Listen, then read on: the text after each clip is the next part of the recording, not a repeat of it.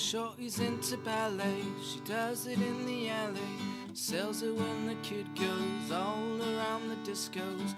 You can see him crashing all after a fashion, like the girls in my street have all been around. And little P.T. Pan steals all the girl from showreels, sells them for a fiver, a Jezebel Godiva. She burned him in the kitchen just to stop the bitching. He said the girls on my street have all been around. And a lie, she's got that broken look in her eye. Whoopie-dee, she's so much more good looking than me.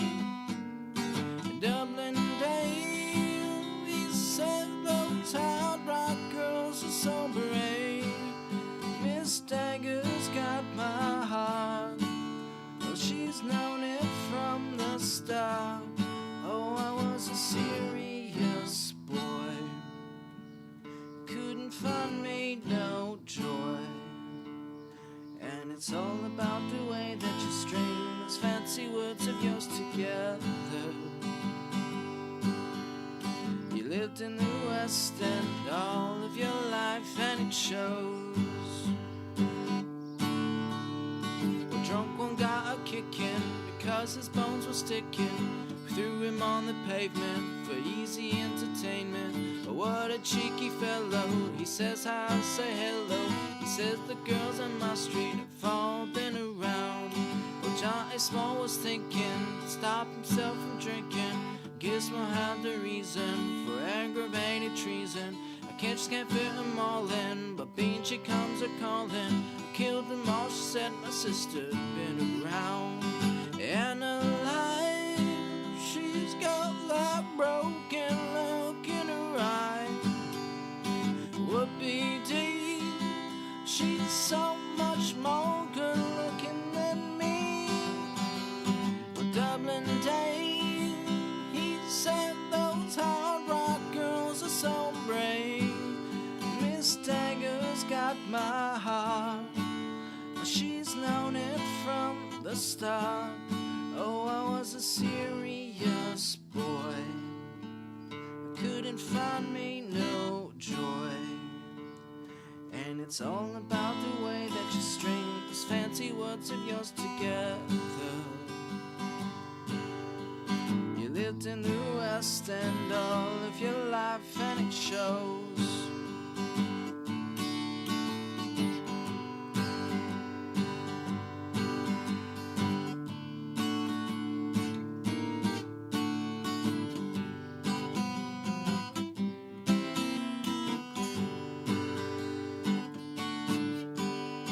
And alive, she's got that broken look in her eye. Whoopie-dee, she's so much more good looking than me. Dublin Dale, he said those hard rock girls are so brave. Miss Dagger's got my heart, she's known it from the start. Oh, I was a serious boy, I couldn't find me no joy. And it's all about the way that you string those fancy words of yours together. You lived on the West End all of your life and it shows.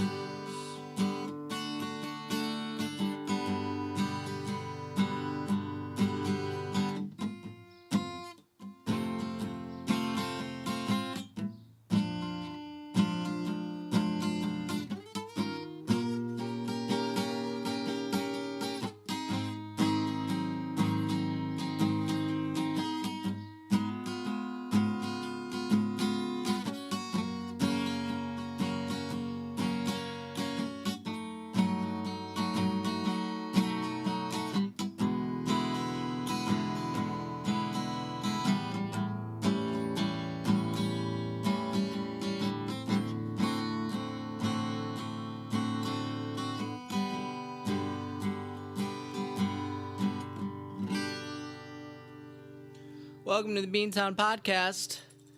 It's Quinn David Furness. We are coming to you live with a song by Mr. John Fratelli. We are getting in the mood, getting in the spirit of it all because yours truly is going to see the Fratellis live in Washington, D.C. next weekend at the 930 Club, I believe, or it's Anthem. I don't remember which one. We are in Washington right now, Speak of the Devil, coming to you live as we wrap up our Beantown Podcast 2018 Spring Break Road Trip Extravaganza, coming to you live here from our nation's capital. We are so grateful that you joined us today as we finish up the road trip here. It's been a fun time. We've been all over the country. We started in Harrisburg, Pennsylvania. We then went to Memphis, Tennessee. 2 weeks ago, we did that show down by the banks of the Mississippi, which was a lot of fun. We then, last week, were in Boston, Massachusetts. If you happen to miss that podcast, I encourage you to go check it out. It was a lot of fun. We did it with Ryan Ligon and Kristen English, co-hosts of the Car Ride Convos podcast. Always a good time hanging out with those two. And we are finishing up here in Washington, D.C., coming to you live. It's been a fun weekend. First, not my first weekend in forever when I haven't had both days off, but I don't know. I feel a lot more relaxed this weekend than most weekends in the past, which is nice. It's the first weekend I've had where I'm just. It's ironic that I'm saying that because I'm not at home right now.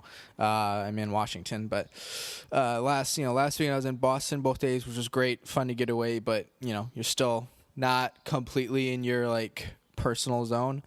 Before that, we were in Memphis, which fun, Memphis, Nashville, but I was also working while I was there. Another weekend I was working, and then I went to Harrisburg. So we've been busy on the road. It's nice to be home for a little bit, he says, as he is podcasting from not his home city. But we'll be back later today. Gonna get home and watch that Crosstown Classic finale, Cubs vs. Sox.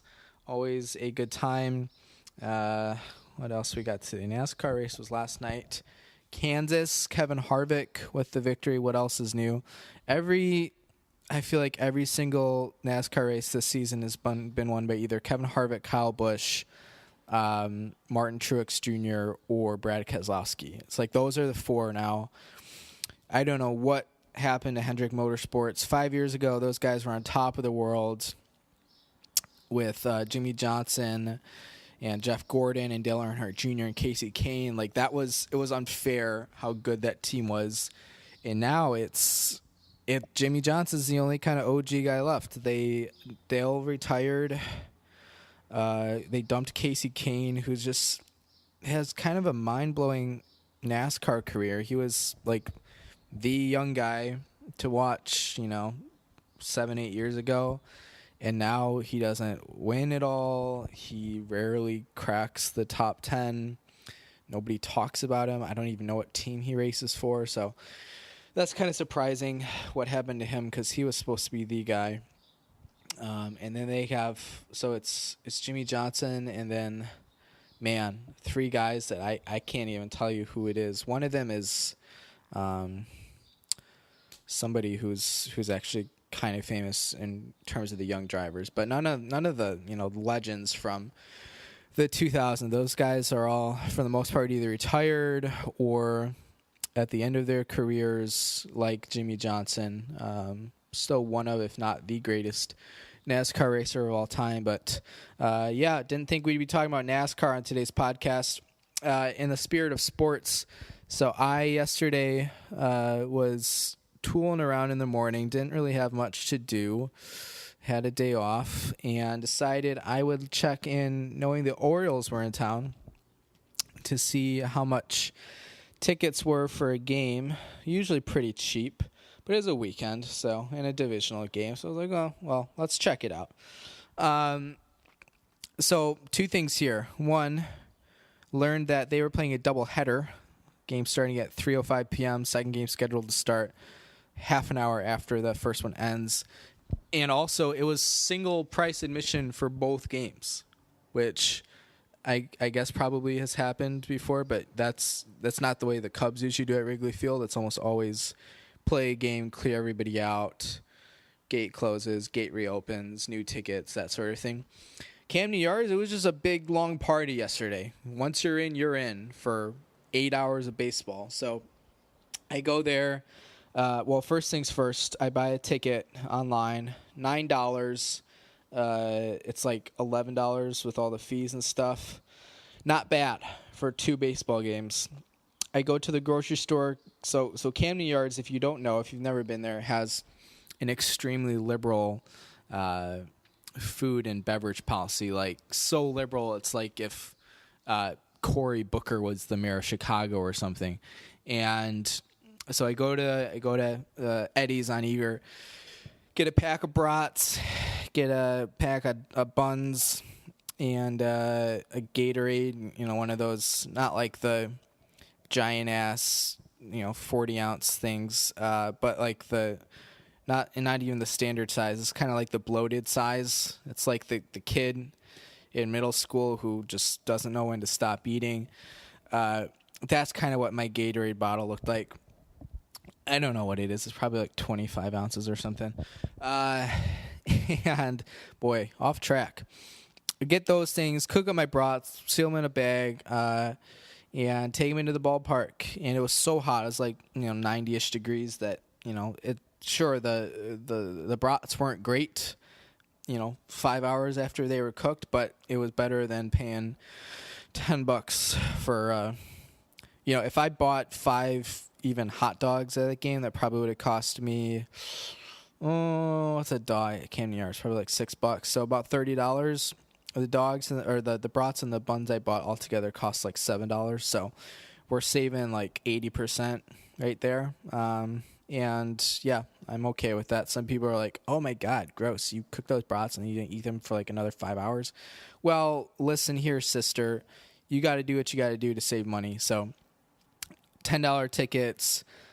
I paid like $10 total for food. I guess I bought a summer shandy. There's another $8. So that's $28 for 8 hours of baseball and a full day of eating. So I'll take that. That's not so bad.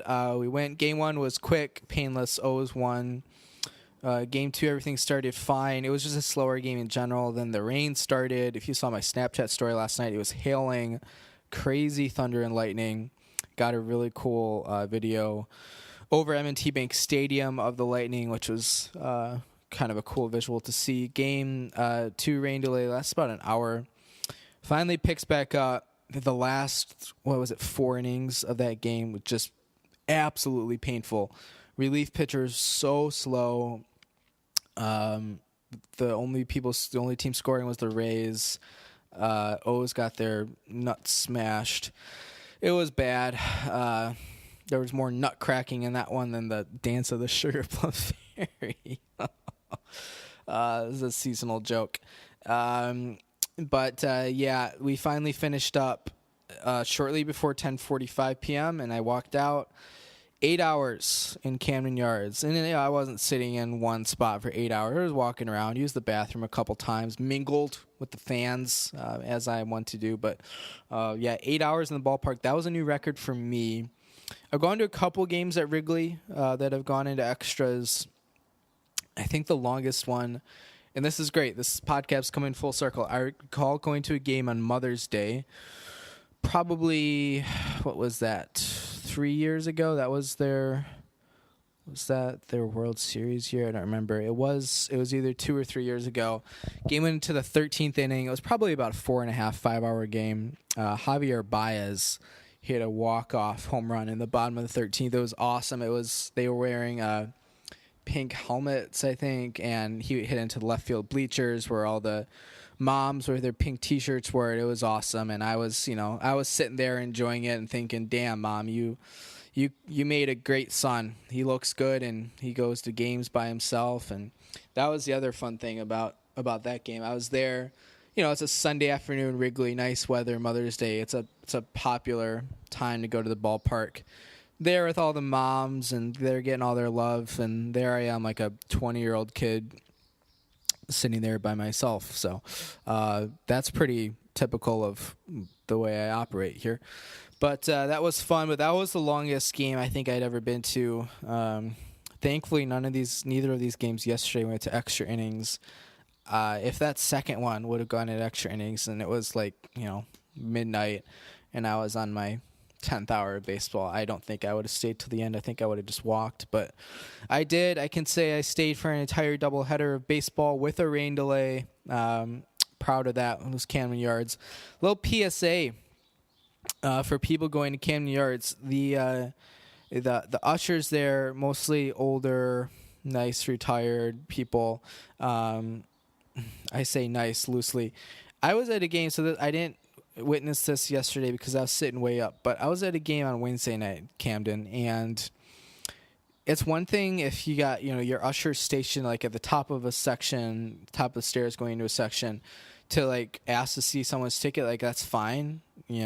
If whatever, I don't care. You got the right to do that. What they were doing at the ballpark on Wednesday night, they were they were doing random seat checks. You'd have an usher. I witnessed this. I had a great view of this. You just go into the sections, and this isn't behind home plate. This was in the outfield, and just ask to see people's tickets who were sitting there. Not because there was other people who had those seats. These ushers were just doing it randomly. So there's your PSA. If you're going to Camden Yards and you want to try to get better seats, be careful because some of them are pretty judicious. Again, I don't mind if you're doing the, can I see your ticket to make sure you're in the right spot thing. I do kind of mind that if it's after the sixth inning because what's the deal, especially, so these are outfield seats. Wouldn't you want those seats to be filled on TV? Because those are the ones that get shown if there's a home run or something. I don't know. I don't quite understand the logic behind it, especially the random spot checking. But anyways, moving on, that was my Saturday. Spent 8 hours at Camden Yards. A little listener discretion is advised tag for the Beantown podcast because of two reasons. One, we will occasionally use some 18-plus language on this podcast, as I have already. I gotta make a mental note to myself. Do the tag at the beginning. That's number one. Number two, podcast is just objectively terrible. So we got that going for us. I was talking about this last week in Boston, but I'm gonna try to hammer it home again because, you read, I'm reading. Okay, how do I make my podcast, get bigger? I want to get those sponsorship dollars. I want to become America's number one podcast, just like Chili's is America's number one restaurant. Chili's, give me a tweet. We would love to have, love to have you sponsor the podcast. But everybody's saying, okay, you gotta know your market. You gotta have your angle. You gotta bring something specific to the table.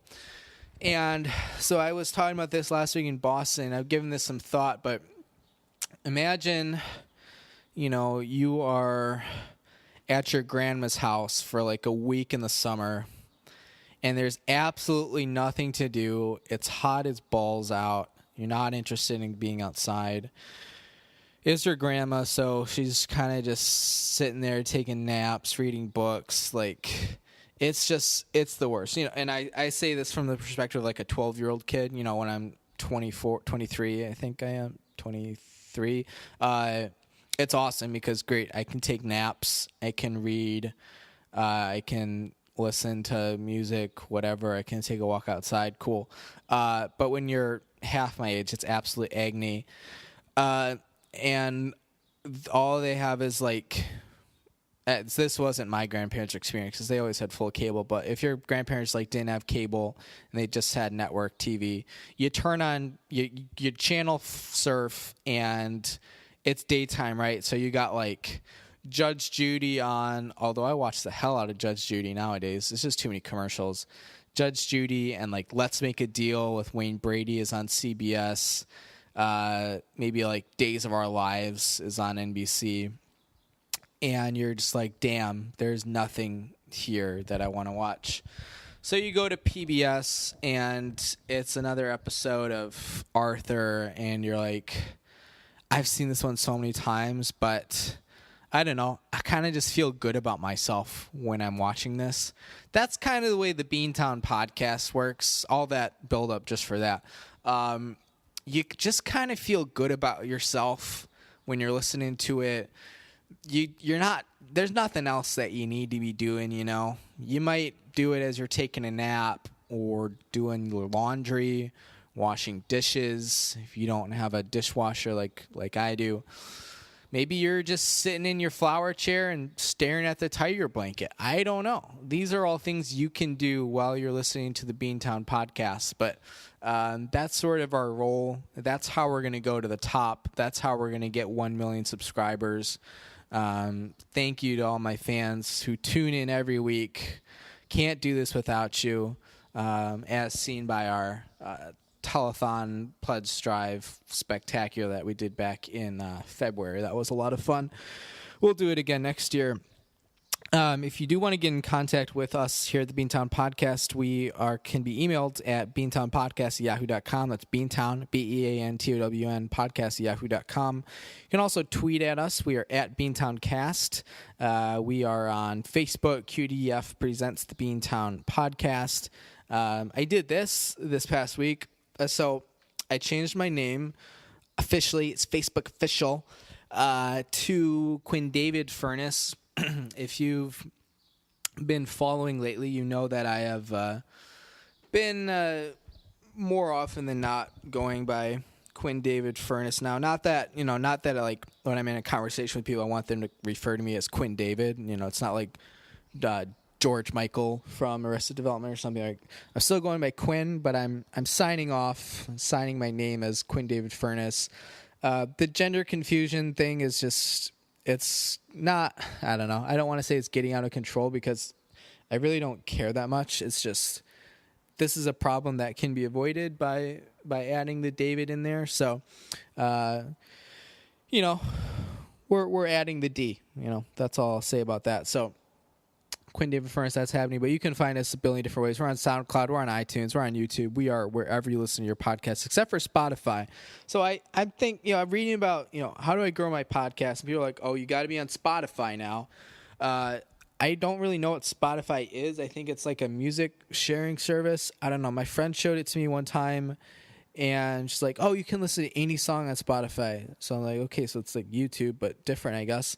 And I type in like 5 songs and none of them come up. So I don't understand why Spotify is like a thing because I can't listen to my music on there. So what music am I supposed to listen to? I guess it'll be Cardi B featuring Bruno Mars, Furness. Yeah, we got it going on. That song. So sick of it. Thank God I only drive like once a week because it's always on the radio. That and 24 karat magic in the air. Hate to join a player. Look out. Anyways, but that Donald Glover song from SNL last week was kind of cool. That was a fun music video. Fun, he says lightly. I want to give a quick plug to a new EP that was just released. I think EP, is that what it is? Album, record, LP. What's an LP? It's an LP. What's the difference between an LP and an EP? Here we go. We're going to Google. But it is called User Air. It is by Extended Play, Long Play. I don't know. We still don't know. User Air, the LP, is by the rock band Sewing Needle, one of my friends from growing up, high schoolish, is the singer in that band, and it just dropped. It is fantastic. The band is Sewing Needle. You can find them www.sewingneedle.bandcamp.com. Go check it out. I listened to it the other day. It is a great cut. Those guys put a lot of hard work into that, and I do plan on buying that album. Support your local artists. Hard rock that really rocks. That's their tagline. I'm pretty sure that was the 97.5 The Eagle slogan from growing up in Rockford. But hey, I'm not going to say anything. So that's Sewing Needle. That's User Error. It's a great album. Go check it out. Or an LP, I guess is what we're calling it. I'm drinking straight from the bottle today, as we will hear, but it's not the normal bottle. My drinking habits have been well documented on this podcast, but it is Sunday. It's the Lord's Day after all. No alcohol for me today. No, I'm drinking straight from the Coca-Cola 2-liter bottle. That's right, the big plastic jug. Here's the sound. Oh, that's a beautiful sound. The reason for that is because this weekend was a Jack and Coke weekend for me, and now I try not to drink on Sundays, but I still got this Coke, and it's obviously not going to last. So you got to kind of take care of business there. Let's get a big gulp here before we move on.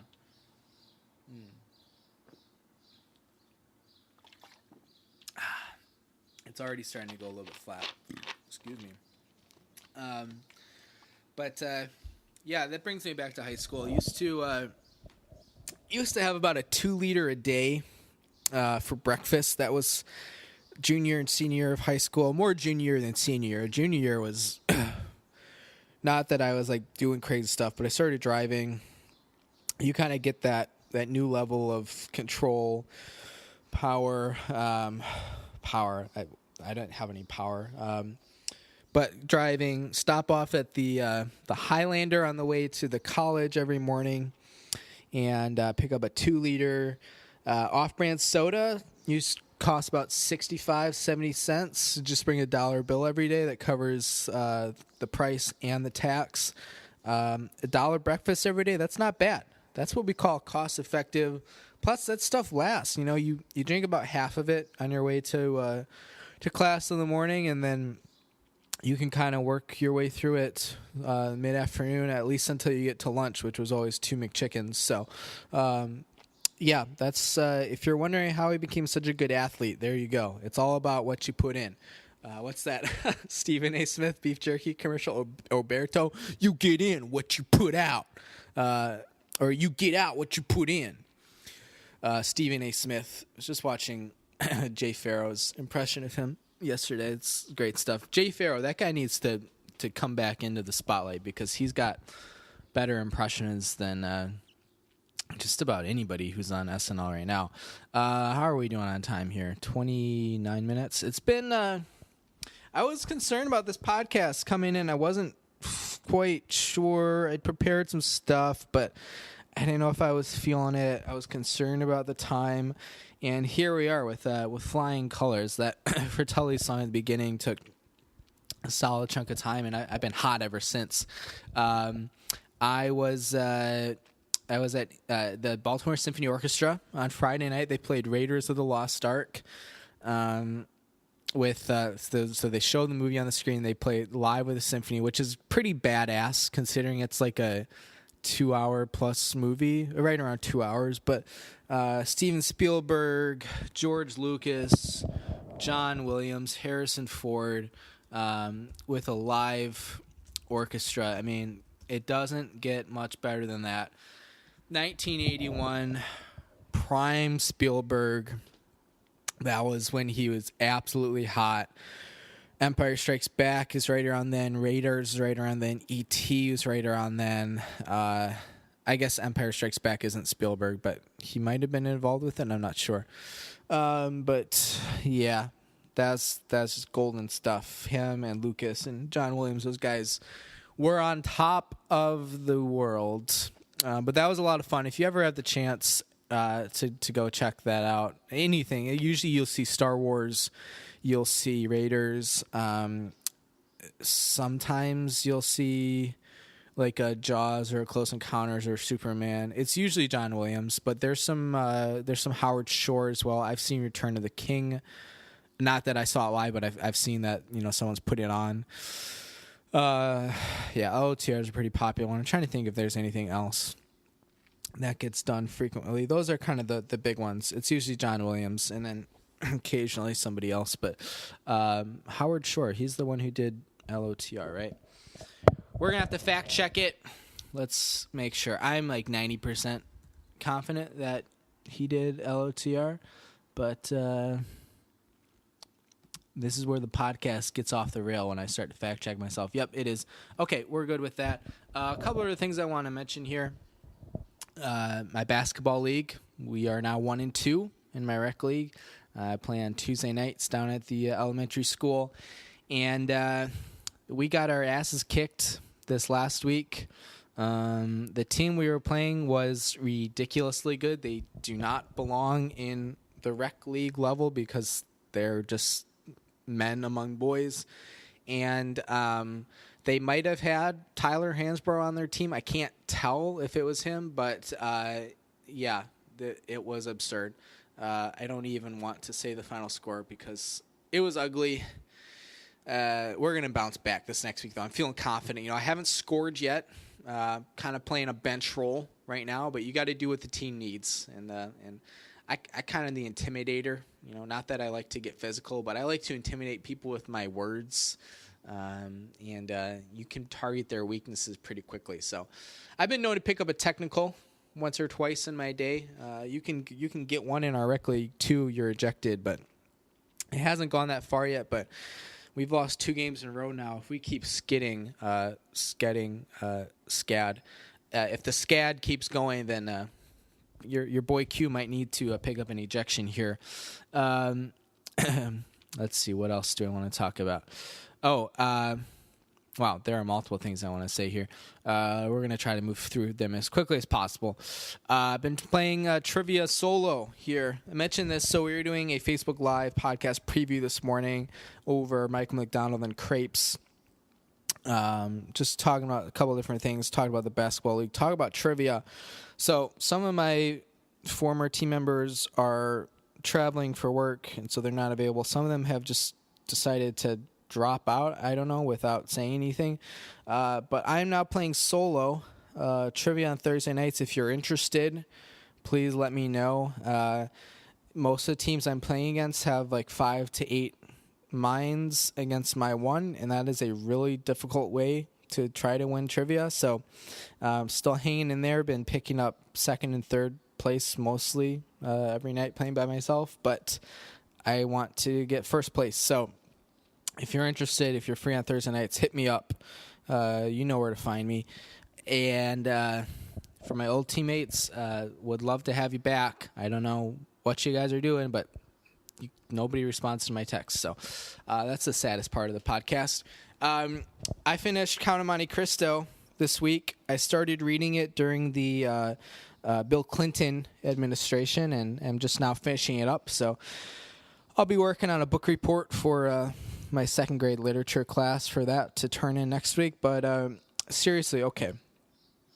I'm not going to go into a full-on analysis of Counting Monte Cristo because the themes are actually fantastic and some amazing quotes and some things that actually really make you think. Very relevant story to today. But my God, Alexander Dumas, it's like 14 to 1,500 pages long, this book. It's so much. And I'll talk to people, and I mentioned, I'm reading Count of Monte Cristo. They're like, oh, I read that in 5th grade. I loved it. What 5th grader is able to do all this? I don't understand. Is it like a dumbed down SparkNotes 75-page pamphlet or what? Because this book is gigantic. Holy crap. I knew it was going into it, and I was like, people love it so much, it's got to be a super quick read, like Harry Potter or something. It's not that it's not easy to read. It's not bad, but there are so many characters. The book itself takes place over like 25, 30 years, I think. And it's just a lot to keep track of. The payoff is so long, not necessarily slow. I don't want to categorize it as slow, but and I don't want to give away the story, but I don't know. It's not a book you can separate into 3 acts, but if I did, the third act is like 900 pages long. It's crazy, or I guess the second act would be. But man, so great book. Kudos to Dumas for pulling it off, but I don't know, man. That length is killer. So that's my thoughts. The last 2 books I've read have been The Stand by Stephen King, which is about 1,200 pages, and The Count of Monte Cristo by Dumas, which is 1,400 some pages. I think I need to read a short story or something because my mind is just. Those are the 2 books I've read since like October, over half a year now. So, yeah, that's Count of Monte Cristo. Great book. Really tough to get through, not because it's slow, because it's so much material.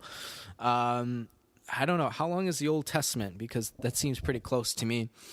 I got a scam email, one of your classic Nigerian prince situations this week.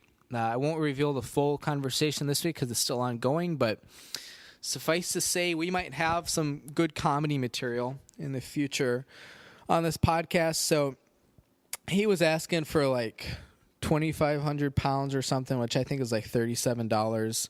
And I won't give away the whole thing here because we'll have a better payoff in a week or so. But basically, I've kind of flipped the tables on this guy, and now I'm trying to get him to send me money.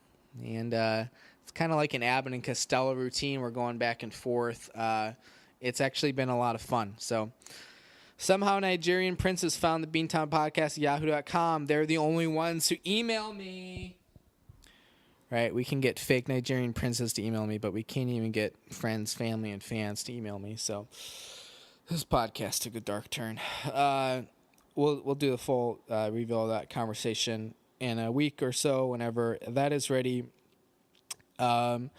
We have one quick new segment on the podcast that we want to try out this week. So last week we tried out Interview with a Dog. That didn't work great. And I'm also in Washington right now. There are no dogs here, so no dogs allowed. Thanks, Obama.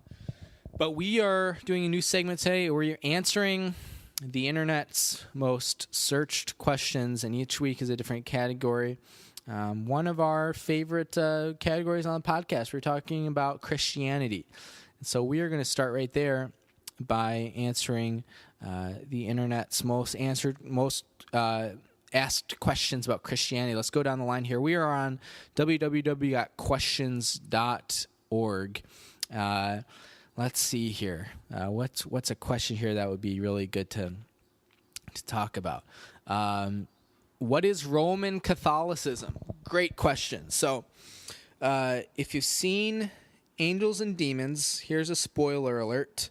There, you've been warned. So it's the second story in the trilogy by, is that Dan Brown? Is that who wrote that? It's Da Vinci Code.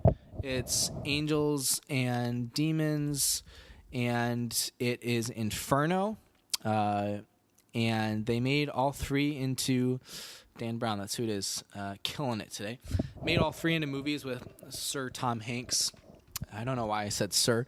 I don't think he's been knighted by the Queen. But Angels and Demons, here's your spoiler. Ewan McGregor is the bad guy the whole time. Bum, bum, bum. One of the only roles that I'm aware of in which Ewan McGregor plays the bad guy, although Renton is sort of an anti-hero in Trainspotting and subsequent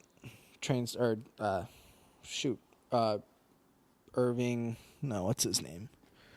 Who wrote Trainspotting? That's what I want to know. Danny Boyle directed the films, but the writer is, I was going to say Irving Kershner. He directed Empire Strikes Back. I don't think that he's the Scottish guy. Irvine Welsh. Those I names are tough, but we're off topic here. Ewan McGregor was the bad guy the whole time. At the end, he sets himself on fire. He's the girl on fire. Stanley Tucci. man, if you think I'm high or drunk, I'm not, I promise, but I can see how it would feel that way. He lights himself on fire, self-immolation. I've always wanted to try that. Not in like a troubling way. Don't call a mental health expert. I'm fine, but it just, just to say that I did it, I guess would be cool. Kind of the same reason I went to a doubleheader at Camden Yards to watch a shitty baseball team play yesterday. So there you go. That's Roman Catholicism. What else do we have here? What is the history of Christianity? Boy, that's a big question. Well, it all starts with Moses, and he's on the Sermon on the Mount, actually, I think. And God says, "Here are my commandments, which I bequeath upon you." And he brings them down, and the Israelites are down there, and they're worshiping golden calf, which was actually my nickname on the cross country team, but I didn't plan that. That was really funny. I'm proud of myself. And they seal him up in the Ark of the Covenant, which was actually Noah's Ark originally. And about 3,000 years later, Indiana Jones actually discovers it on an archaeological dig. He's usurped by the Nazis. They bring it to a Greek island close to Crete, and they open it, and their faces melt, and it's reacquired by the U.S. government, and they seal it away in a warehouse in, I think, Nevada. And you see it again briefly in Kingdom of the Crystal Skull for the 37 people out there who saw that movie, and it's still there. So that's the answer to your question. What is the history of Christianity? Last one here before we start to wrap it up. Why is Christianity such a bloody religion? That is a great question. And I'm going to pose that question to you, the listeners. Why do you think Christianity is so bloody? Do you think it's because God killed all the firstborn Egyptians? Or do you think it's because he turned the Nile into blood, effectively starving all the people in the Nile River Delta? Or do you think, what do you think it is? There's surely a better answer to this question. So for all my clergy member listeners out there, feel free to hit me up with that one, because I would love to get an answer to that question. Why is Christianity so bloody? That is more or less what I wanted to get through on the podcast today. Thank you for joining me. Thank you for listening to my rants, my rambles, singing some Fratellis to close here. Again, they're coming to Washington next weekend. They'll be singing on Saturday night. That'll be a fun show for sure. This marks the end of the Beantown podcast spring break road trip. We've had a lot of laughs. We've had some rants. We've had some advice questions. We've played some tunes. We've been all over the country, just like Johnny Cash saying, "I've been everywhere, man." Excuse me. I've been everywhere. That's the only lyrics I know to that song. But we're gonna finish it up with a song here that I just learned about 30 seconds before I started the podcast. So for the 3 people who made it this far, bear with me. It's going to be fun. It's going to be rough. And that's the way everything should go in life, So let's get some Coke here. This has been Quinn David Furness. Coca-Cola, mind you. Would love to have you guys sponsor the podcast. Chili's, Coca-Cola, Jack Link's still an outstanding offer. We'd love to have you sponsor our podcast. So that's going to wrap it up. Here we go.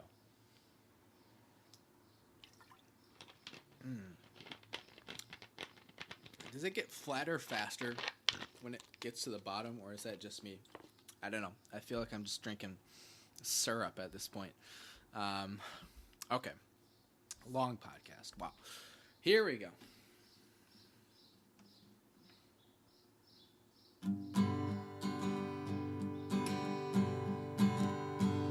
Baby doll, do you believe they'll catch you when you fall?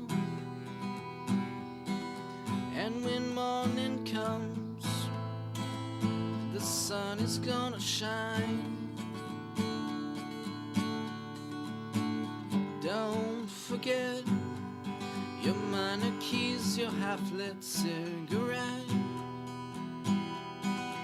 'Cause when morning comes, God knows that you'll be mine. So let me in. I'm ready to beg and to sing for my sins. I leave it to chance and sweet confidence. Well, that's just crazy, and you know it's true. Where they said you was long gone, I just laughed and said, alright, bring her home tonight. And I heard you was graciously put on. I just laughed and said goodnight. Oh, I guess it's alright. Baby doll, the men who hang like flowers in your hall